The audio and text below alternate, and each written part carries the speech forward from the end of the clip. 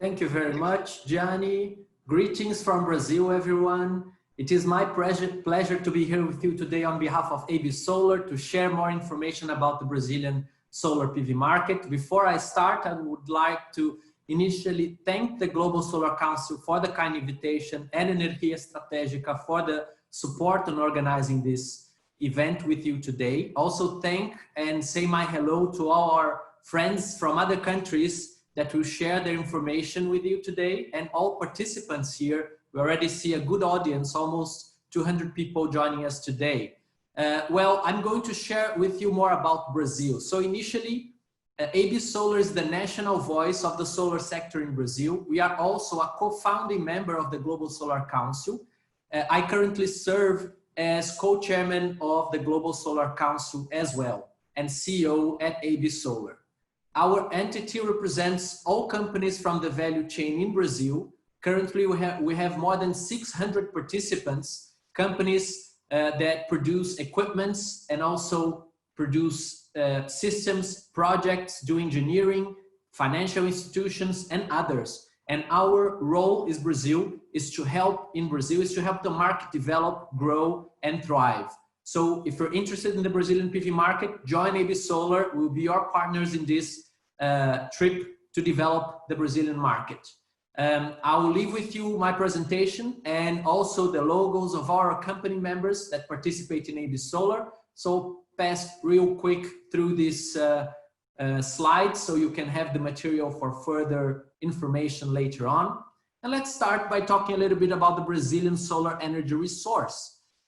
Solar energy in Brazil has a lot of potential. On average, our solar resource is twice as high as those of countries such as Germany, the United Kingdom, or Japan, who today currently lead the global market in terms of total installed capacity.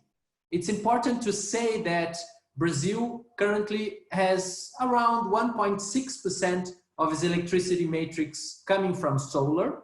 It is a renewable energy country already. 60% of our electricity comes from hydro, and then the second highest electricity source in terms of total installed capacity is already wind, third highest biomass. So as you can see, in Brazil, when we talk about the energy transition of the 21st century, we're not speaking about leaving fossil fuels behind and going to renewables. We're speaking about increasing the diversification of our electricity matrix so we are less dependent, less reliant on hydro, which depends on rains and on the climate. And we know the climate is changing strongly, so that we have more options in our electricity portfolio in the country. And solar is one of the best options we can have, as I'll show throughout this presentation.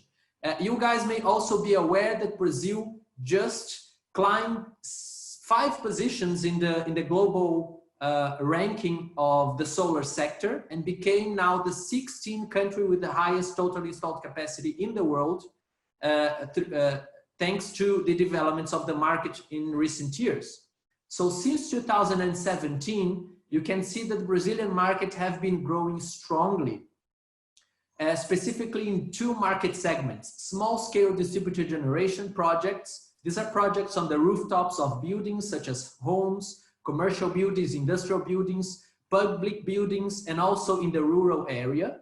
And we also have the large-scale power plants, which are usually contracted through auctions from the government, and also now more recently through direct PPAs between energy producers and big consumers. So the market has been growing initially with a stronger participation of large-scale power plants, but now it's about half of the total installed capacity in the country comes from small-scale systems, and half of this total installed capacity comes from large-scale power plants. So we're almost at 6 gigawatts of installed capacity, and last year alone, 2.1 gigawatts of new solar projects were added to our electricity grid, small, medium, and large-scale projects. So Brazil is a gigawatt market growing fast, and we will remain a gigawatt market, as you have seen between the end of last year and the first 6 months of this year. Despite the pandemic, we already had 1.4 gigawatts installed and operational in the country. With that also comes high quality jobs. Until the end of last year, 135,000 jobs were created since 2012. And this year alone, 37,000 new jobs were created in Brazil in solar, including all segments of the value chain. But if this seems good, already a good start, it's not even close to our full potential. Expectation from market analysts such as Bloomberg or the NVGL, IHS Market are that solar will become the #1 electricity source in Brazil by 2040 or 2050, depending on the analysis. And you can see from this Bloomberg approach that about 38% of the total installed capacity in Brazil may come from solar by 2050. So we will grow from 1.6%, less than 2%, to almost 40% of the total installed capacity in the country. That's the huge size of the opportunity that Brazil can bring. Part of this market is distributed generation, as I mentioned, several different applications, systems in small homes for the poor in Brazil. These are also being installed in the country. Public buildings, rural systems, commercial, industrial, residential, also floating systems. Solar carports and community blocks are installing solar throughout the country. The market is progressing fast in small-scale PV in Brazil because of a national net metering regulation that's in place.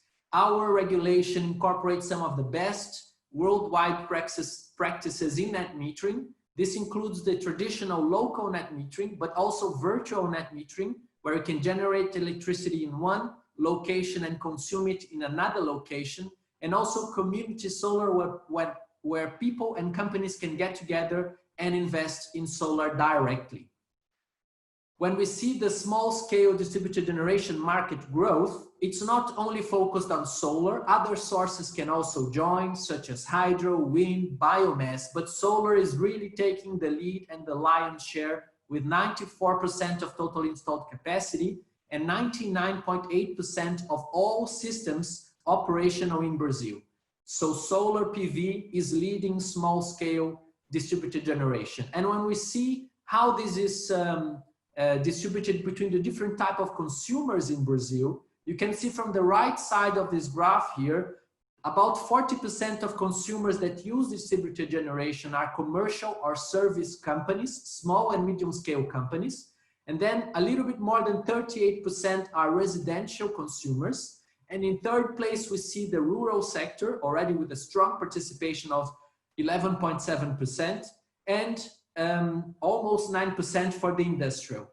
The segment that's using less solar on the rooftops today is public buildings, and ABSOLAR has been working with the government to develop more public building projects for the market to grow. Second big market is large-scale power plants, and here you can see 4 different examples of Brazilian power plants operational to date. The development of the market has been very interesting in recent years. So you can see here in yellow how many projects in megawatts were contracted each and every year since the beginning of the first federal auction in 2014. You can see in green the accumulated contracted capacity that is being put online in the following years. And you can see in red the impressive price reduction of the solar electricity sold in these auctions by the companies. So in 2014, our first auction, this was almost $90 per megawatt hour. And now we are reaching about $20 per megawatt hour, showing how solar became competitive in a very short time frame. In fact, solar now is the most competitive electricity source between the renewable energy sources in Brazil, and also more competitive than all fossil fuel sources in the country. So now solar is #1 in terms of cheap price electricity with a sustainable caveat to support its growth.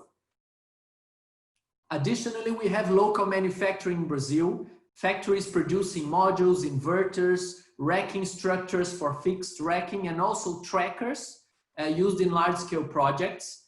And in total, we have about 40 manufacturers plus more than 100 system and components assembly factories that are doing the assembly of kits to sell to the end consumers. One also important new opportunity in the market, in the beginning of this year, the federal government through the Ministry of Mines and Energy announced a new project for off-grid systems in the Amazon region. And the objective is to bring electricity to 72,000 families that currently have no electricity access in the Amazon region. So this project is going to come online until 2022. And this is an interesting market opportunity for companies who work with off-grid systems. ABSOLAR is supporting the government and helping on the development of this program firsthand. This was everything that was happening, and then came COVID-19. So when we look into the situation in Brazil, we can see that the situation is troublesome. It's something that we have to be aware of. Brazil is currently one of the most hit countries for COVID-19.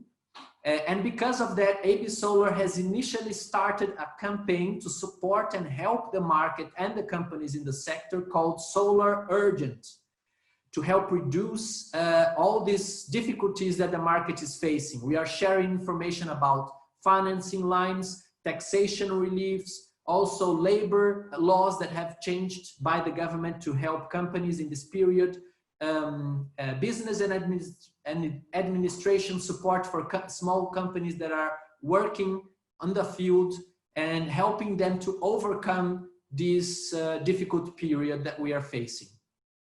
Also, because of COVID-19, the two auctions that were planned for this year are postponed, and we are still awaiting for new information by the Ministry of Mines and Energy of when these auctions will take place. But apart from this difficult situation that COVID-19 brought, we have been discussing with the government the great opportunity to make solar part of the solution and to help solar support the economic recovery that the country needs to bring more investments, national and international investments to Brazil, to help create high quality jobs to the population, to also help open new businesses and business opportunities for companies in the market, bringing with that more financial support to the government through tax revenues, and also helping reduce electricity expenses from private and public consumers with the support of the cheap and renewable electricity that solar can bring. Before I finish, I wanted to invite you all to participate on the biggest event in South America for solar photovoltaic, which is Intersolar South America. So join us between the 16th and the 18th of November in São Paulo for this big event. It will be our pleasure to see you firsthand and greet you in our best Brazilian style. So thank you for the kind invitation, for the opportunity, and for your attention. And we look forward to our debate. Thank you very much. Thank you very much, Rodrigo. Very relevant presentation, really a good start. Yes, you have been very clear in giving the overview of what was going on before and what is going on now after the pandemic. And for sure, the target of 40% by 2050 is really a good target, is a realistic target with the potential you did show for Brazil. And of course, I think any recovery plan need to have a long vision for sure. And there is space for any kind of project that you did show, for small, very nice installation that you did show to us. And of course, good point of decreasing of price. And really interesting to know that there are already 40 manufacturers in the country. And yes, indeed, I like your wording, which is also our wording. Solar is part of the solution, indeed. Yes, thank you very much, Rodrigo, for your very, very clear presentation. But there will be room for the debate in the round table. So now